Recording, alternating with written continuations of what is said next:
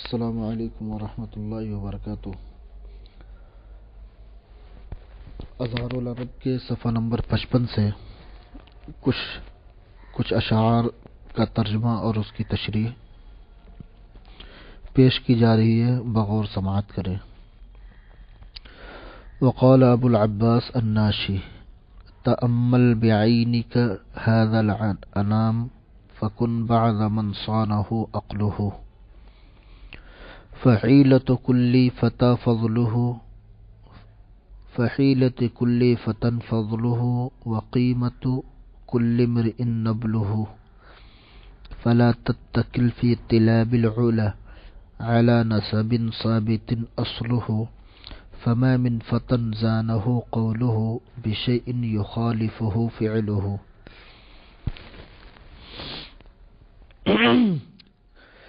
ان اشعار میں شاعر یہ بیان کرنا چاہ رہا ہے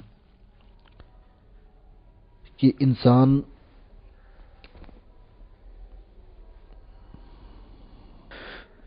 کی قدر و قیمت اسی وقت ہوگی جب وہ اپنے قول و فعل میں تضاد بیانی سے کام نہ لے، جو بیان کرے وہی عمل کر کے دکھائے اور جیسا عمل ہو ویسا ہی وہ بیان کرے۔ بے شمار لوگ ایسے ہیں جن کا عمل کچھ اور ہے، زبان سے کچھ اور بیان کرتے ہیں، تو بظاہر تو وہ لوگوں کے درمیان چند لمحوں کے لیے محبوب ہو جاتے ہیں، مشہور ہو جاتے ہیں، لیکن جب ان کی حقیقت اور اصلیت کا پتہ چلتا ہے تو لوگ ان سے متنفر ہوتے ہیں۔ بہرحال تأمل یتأمل، تأملاً کے معنی ہوتا ہے غور و خوض کرنا، سوچنا۔ بعینی کا، تأمل بعینی کا، اس کا معنی ہوا کہ اس مخلوق خدا کو، لوگوں کو غور سے دیکھو اور ان کے معاملے میں غور و خوض کرو تو ان لوگوں میں سے ہو جاؤ جن کی عقلوں نے ان کی حفاظت کی۔ فکن بعد من صانہ عقلہ، صانہ یصون کے معنی ہوتا ہے حفاظت کرنا۔ ان لوگوں میں سے ہو جاؤ جن کی عقلوں نے ان کی حفاظت کی، یعنی جنہوں نے اپنی عقل کا استعمال کیا، اپنے معاملے میں غور و خوض کیا اور حق اور سچائی کا ساتھ دیا، برائیوں سے دور رہے۔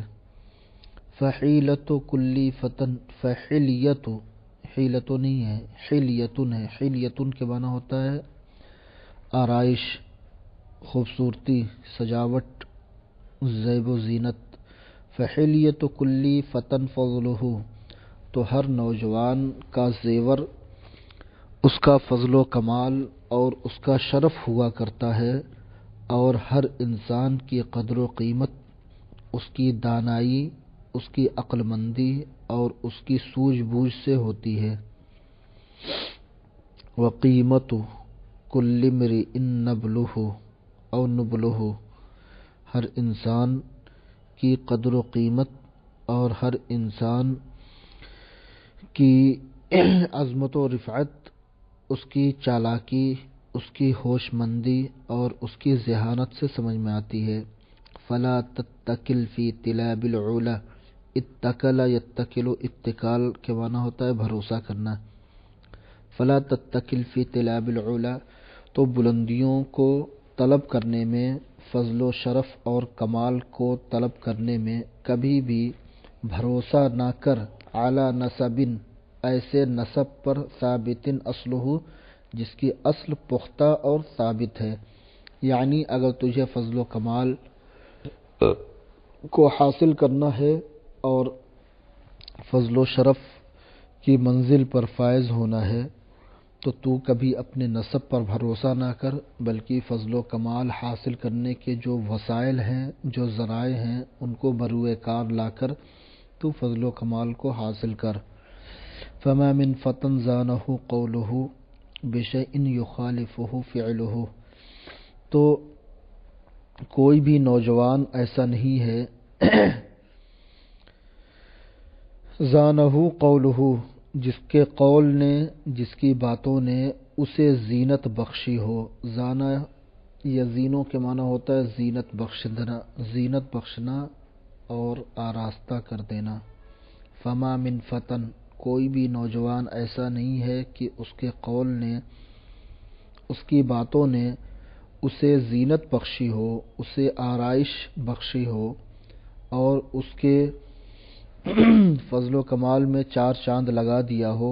بشیء یخالفہ فعلہ، ذرا سا بھی اگر اس کے فعل نے اس کے قول کی مخالفت کی، یعنی اگر کسی شخص کا قول اس کے فعل سے متضاد ہو یا اس کا فعل اس کے قول سے متضاد ہو، ہم آہنگ نہ ہو، تو اس شخص کے اندر کسی طرح کی کوئی خوبی نہیں ہے اور اس کی آرائش و زیبائش میں، اس کی باتوں سے، اس کے حسن کلام سے کوئی بھی فرق نہیں پڑنے والا ہے، کوئی بھی چار چاند نہیں لگنے والا ہے۔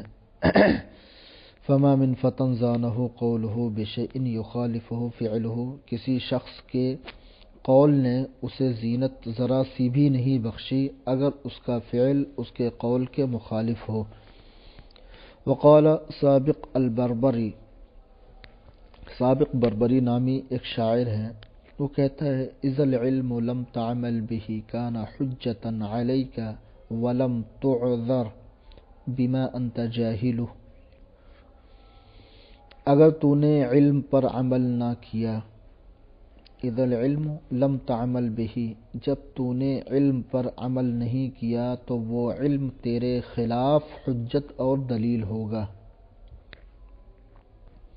ولم تعذر، اور تجھے معذور نہیں سمجھا جائے گا اس بات سے کہ تو اس کا جاننے والا نہیں ہے، یعنی تو اگر یہ کہے کہ انا جاہل بہذا الامر، میں اس معاملے سے نابلد ہوں، اس معاملے کو جاننے والا نہیں ہوں، تو تیری اس بات کا کوئی لحاظ نہیں کیا جائے گا اور تجھے معذور نہیں سمجھا جائے گا۔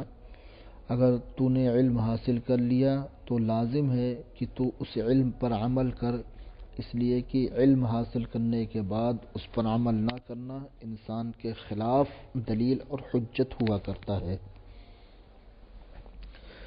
فَإِن كُنْتَ قَدْ أُوتِيتَ عِلْمًا فَإِنَّمَا يُصَدِّقُ قَوْلَ الْمَرْءِ مَا هُوَ فَاعِلُ، اور اگر تو نے علم حاصل کیا ہے یا تجھے علم عطا کیا گیا، ان كُنْتَ قَدْ أُوتِيتَ عِلْمًا،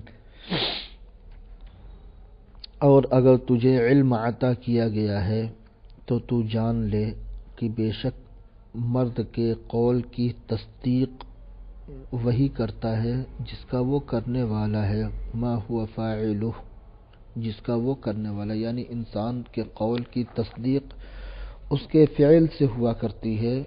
اگر فعل اس کے قول کے مخالف ہو تو اس کی کوئی تصدیق نہیں ہوتی، اس کی کوئی قدر و قیمت نہیں ہوتی، اس کی باتوں میں کوئی اثر نہیں ہوتا، اس کی باتوں کا کوئی بھرم نہیں ہوتا ہے۔ اس لیے اگر تجھے علم عطا کیا گیا ہے تو اس علم کے مطابق عمل کر، اس لیے کہ عمل سے ہی علم کو زینت ملتی ہے، انسان کو زینت ملتی ہے۔ وَالْعِلْمُ لَيْسَ بِنَافِعٍ أَرْبَابَهُ مَا لَمْ يُفِدْ عَمَلًا وَحُسْنُ تَبَصُّرٍ، تبصر کے معنی ہوتا ہے غور و خوض کرنا، اور حسن یہ اس کی صفت ہے، اضافت الصفت الی الموصوف کی قبیل سے حسن التبصر۔ علم اہل علم کے لیے، ارباب ربن کی جمع ہے اور اس میں جو ہو کی ضمیر ہے وہ لوٹے گی علم کی طرف۔ وَالْعِلْمُ لَيْسَ بِنَافِعٍ،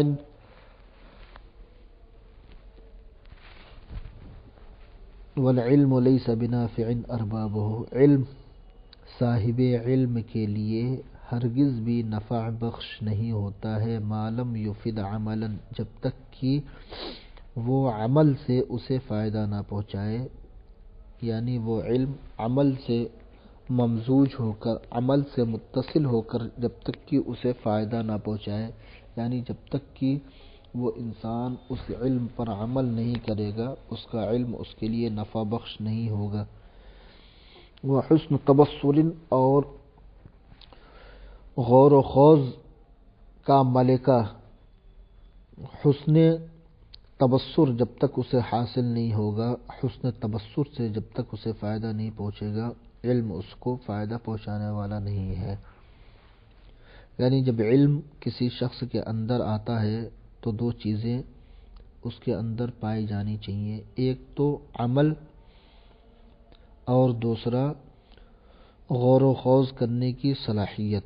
یہ دونوں چیزیں اگر پیدا ہو گئیں تو انسان کا علم نفع بخش ہے، اور اگر یہ دونوں چیزیں پیدا نہیں ہو سکی تو گویا کہ اس کا علم اس کے لیے نفع بخش نہیں ہے۔ سیان عندی، سیان سیون کی تثنیہ ہے، سیون کا معنی ہوتا ہے برابر۔ سیان عندی علم من لم یستفد عملا به، وصلاۃ من لم یطہری، میرے نزدیک دونوں چیزیں برابر ہیں۔ سیان عندی، وہ کون سی دو چیزیں ہیں؟ ایک علم من لم یستفد به عملا، ایک وہ شخص جو علم تو حاصل کر لے لیکن اس علم پر عمل نہ کرے، اور عمل کر کے اس علم کا فائدہ حاصل نہ کرے، اور ایک وہ شخص جو نماز تو پڑھتا ہے لیکن طہارت حاصل نہیں کرتا۔ تو جس طریقے سے بغیر طہارت کے نماز فائدہ مند نہیں ہے، ویسے ہی بغیر عمل کے علم بھی فائدہ مند نہیں ہے۔ شاعر کہہ رہا ہے کہ بغیر طہارت حاصل کیے ہوئے نماز اور بغیر عمل کا علم، یہ دونوں میرے نزدیک برابر ہیں۔ فعمل بعلمک توف نفسک وزنہا، اوفا یوفی ایفا کے معنی ہوتا ہے پورا کرنا، وفا یفی کے معنی بھی پورا کرنا ہوتا ہے۔ اپنے علم پر عمل کر، اس طریقے سے تو اپنے نفس کے ساتھ وفا کر سکے گا، نفس کے وزن کو پورا کر سکے گا۔ ولا توضع بالتضیع وزن المخسر، اور جو شخص وزن گھٹانے والا ہے اس کی تضییع سے، اس کے کم کرنے سے تو ہرگز بھی راضی نہ ہو۔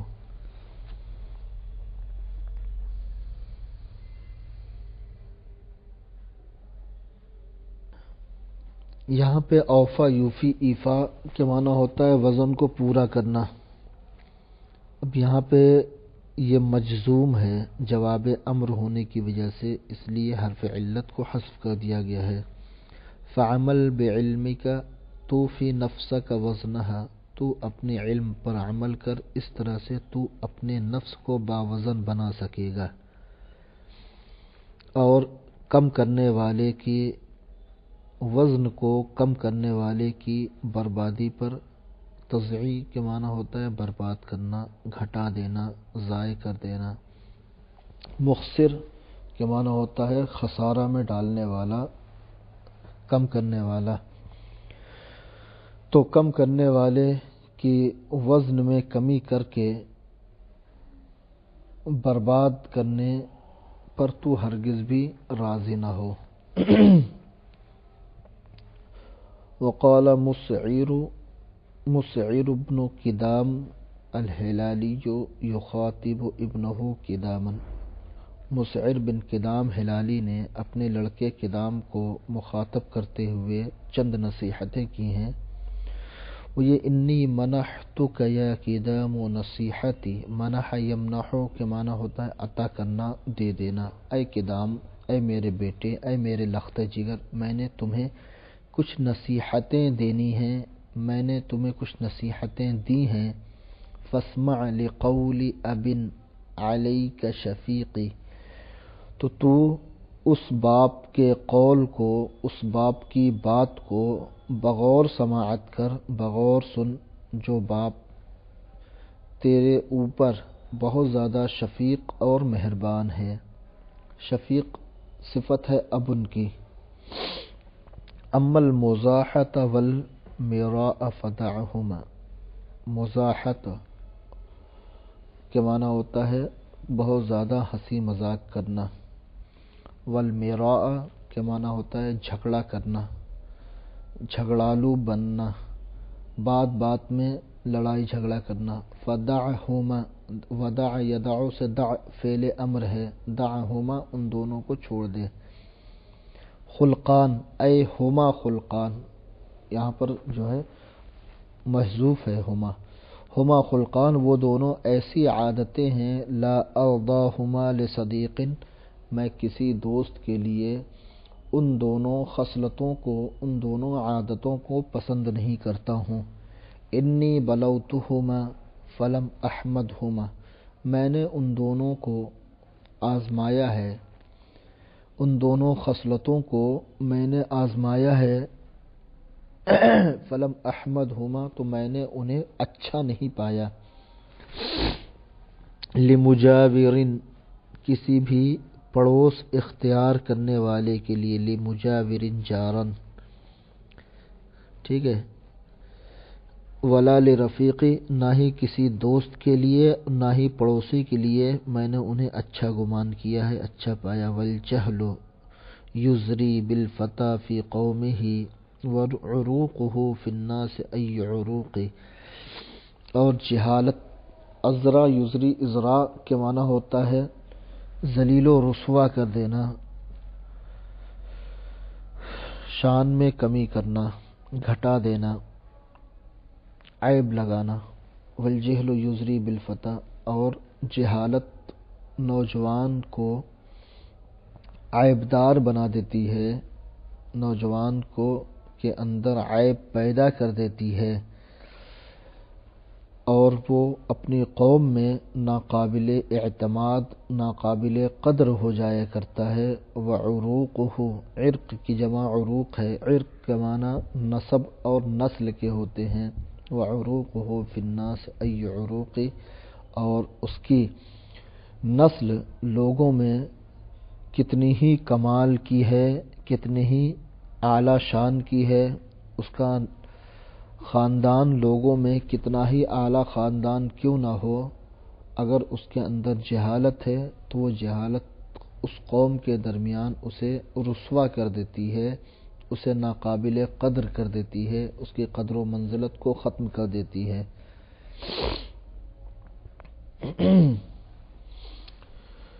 تو یہیں تک رہنے دیں آج، اگلا درس جب ہوگا تو مابقیہ اشعار کی تشریح و توضیح اور ان کی تحلیل کی جائے گی۔